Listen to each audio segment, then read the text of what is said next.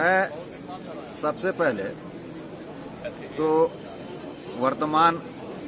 निर्वाचित अध्यक्ष जी को आपके माध्यम अध्यक्ष थे और वो महाधिवक्ता भी थे। चूंकि वो महाधिवक्ता थे तो प्रोटोकॉल के हिसाब से वो हमारे मेंबर होते हैं बार काउंसिल के, और एक ट्रेडिशन को तोड़ते हुए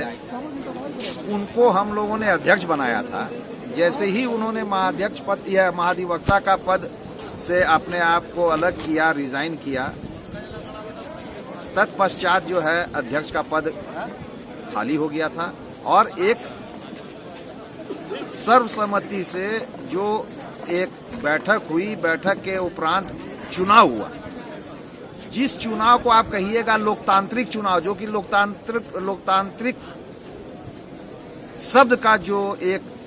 महत्व बतलाता है, उसकी वजूद बतलाता है, उसकी ताकत बतलाता है, उसी हिसाब से चुनाव संपन्न हुआ। 3 सदस्यों ने नामांकन किया और वर्तमान अध्यक्ष जो हैं वो चुनाव जीते। जीतने के उपरांत जो एक ट्रेडिशन है, उस ट्रेडिशन के हिसाब से ये नियम होता है कि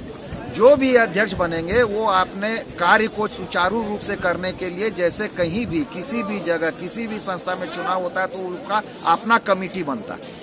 तो इन्होंने आज कल जो है एक कमेटी का नोटिफिकेशन किया है, जिसमें विभिन्न तरह का कमेटी उन्होंने बनाया है और बनाकर उन्होंने ये कोशिश किया है कि जो कमेटी बनाया गया है और जिनको जो जिम्मेदारी दी गई है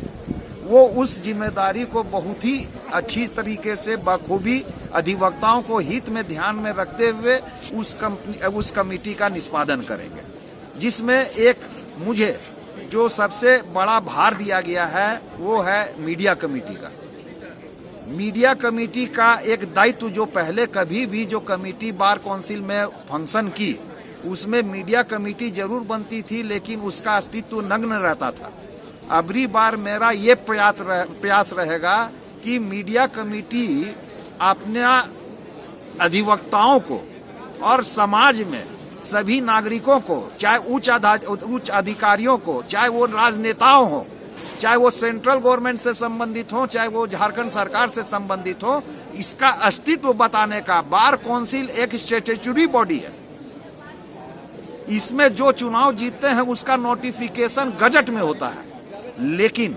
इसकी गरिमा अभी तक जो है निखर के नहीं आई है। इसका ताकत अभी तक लोगों को नहीं मालूम है। इसकी बात जो है अधिकारियों तक अभी तक ठीक से पहुंचती नहीं है। तो जो कमेटी है, अगर ये कमेटी जो नया फॉर्म किया गया है, अगर इस कमेटी को ठीक से रन किया जाए, जिसको जो दायित्व दिया गया है जो सदस्य को, अगर वो दायित्व को वो अपना निर्वाह ठीक से करता है और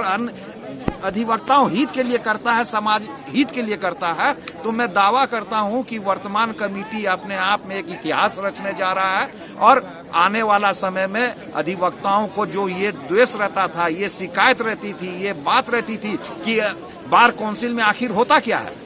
बार काउंसिल में जीतने के लिए अधिवक्ता इतनी लालायित क्यों रहते हैं, यहाँ पे चुनाव जीतने के लिए हर तरह का जो बात होता है कि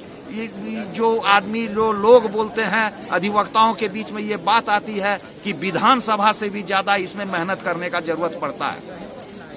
तो मैं ये जताना चाहता हूं कि मेहनत करने का जरूरत पड़ता, अगर आपको ये मालूम है तो इसका काम भी आपको मालूम होना चाहिए। आज तक काम दिखने का काम नहीं हुआ है। जो कमेटी आई है, मैं कमेटी से गुजारिश करूंगा, अध्यक्ष महोदय से आग्रह करूंगा कि पारदर्शिता, सबसे पहला काम वो पारदर्शिता लाकर अधिवक्ताओं को जोड़ने का काम करें। जो भी विभाग जिसको दिया गया है उसमें पूर्ण पारदर्शिता हो। अधिवक्ता प्रोटेक्शन एक्ट, जिसकी की लड़ाई बहुत लंबे समय से चले आ रही है, पिछले अध्यक्ष को हम लोगों ने इसीलिए सम्मान दिया, इसीलिए मान दिया, इसीलिए जगह दी कि वो सरकार में थे, सरकार में रहते वो अधिवक्ता प्रोटेक्शन एक्ट को लाने का काम करेंगे। आज सरकार के बजट में हम लोगों को कोई पैसा नहीं मिलता है। उसका नतीजा आप देख सकते हैं कोविड-19 में। आज अधिवक्ता त्रस्त हैं। आज यहाँ लड़ाई चल रही है कि कौन कैसे कैसे क्या पैसा देगा। अभी तक अधिवक्ताओं को 3 महीना बीतने जा रहा है, एक पैसा बार काउंसिल के माध्यम से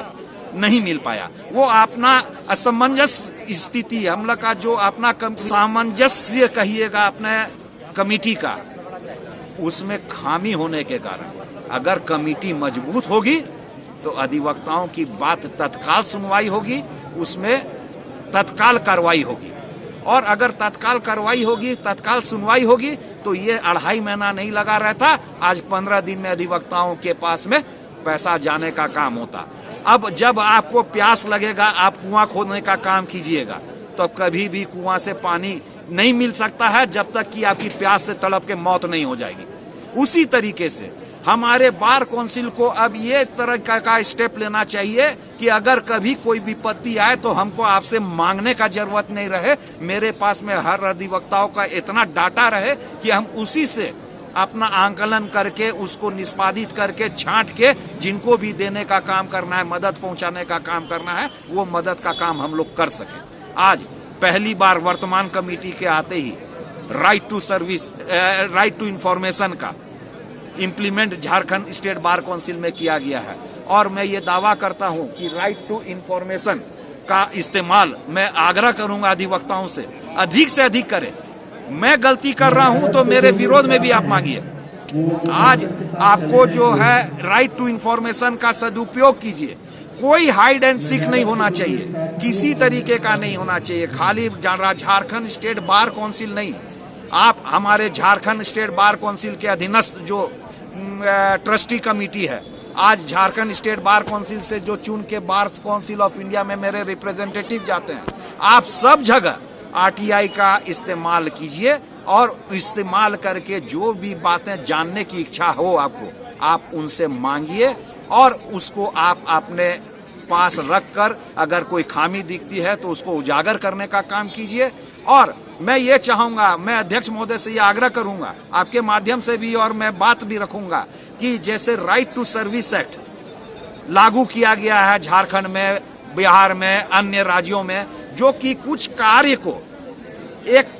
परिधि के दरमियान में उसको निष्पादन कर देना है और निष्पादन नहीं होता है तो उसमें जो है दंड देने का प्रावधान है। वैसे ही हमारे बार काउंसिल में भी कुछ जरूरी कामें जो अधिवक्ताओं को बहुत जरूरी रहती है और उसके लिए अधिवक्ताओं को कई बार आना जाना पड़ता है, उसके लिए भी समय अगर निर्धारित है, उस समय तक अगर वो काम निष्पादित नहीं होता है तो वहाँ भी इस पे कार्रवाई करने का काम करें, जिससे कि वहाँ पे भी कार्यशैली हमारे बार काउंसिल का बदलने का काम हो। और अधिवक्ताओं को ये सोचने का काम है, अब सब चीज अधिवक्ता है, अधिवक्ता के बाद ही बार काउंसिल है और बार काउंसिल में आने के बाद ही बार काउंसिल के सदस्य चुन के आते हैं। तो चुनने का कार्य मैं नहीं करता, काम मैं गलत काम कर रहा हूं, मैं आपका काम नहीं कर पा रहा हूं, आपको संतुष्ट नहीं कर पा रहा हूं, तो आप बेहिचक आने वाला चुनाव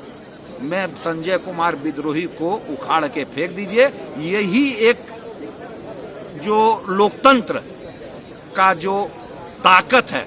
उस ताकत को इस्तेमाल करने का काम कीजिए और अच्छे कैंडिडेट्स को चुनकर भेजकर अच्छा काम करवाने का काम कीजिए। और जो हमारे वर्तमान में भी जितने सदस्य हैं सब काम के लायक हैं, सब अच्छे हैं, लेकिन उनसे काम करवाने का जिम्मा आप ही का है। आप कैसे उनसे काम करवा सकते हैं, ये बात आपको समझना होगा, आपको बतलाना होगा। और मैं चाहता हूं कि जो वर्तमान अध्यक्ष ने जो कमेटी पब्लिश की है, नोटिफाइड की है, जो सब अधिवक्ताओं को मिला,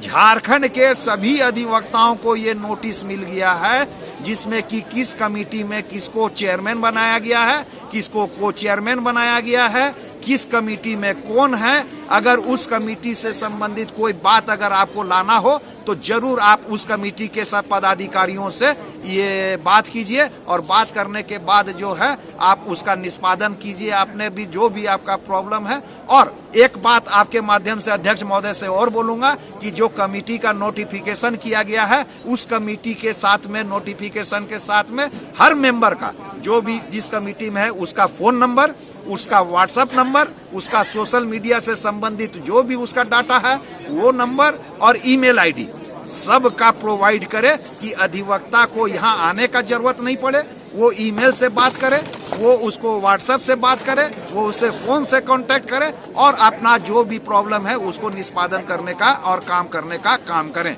मैं उनको बहुत बहुत बधाई देता हूं नई कमेटी बनाने के लिए, और सभी कमेटी में जो भी सदस्य चुने गए हैं उन सब से भी आग्रह करूंगा कि उनका जो विचार है, उनका जो तर्क है और उन्होंने जो सोचा है उसमें उनको पूरा मदद करके इस कमेटी को बहुत ही अच्छे तरीके से रन करने का, सुचारू रूप से चलाने का और पारदर्शिता लाकर अधिवक्ताओं हित में जो भी काम हो वो करने का काम किया जाए।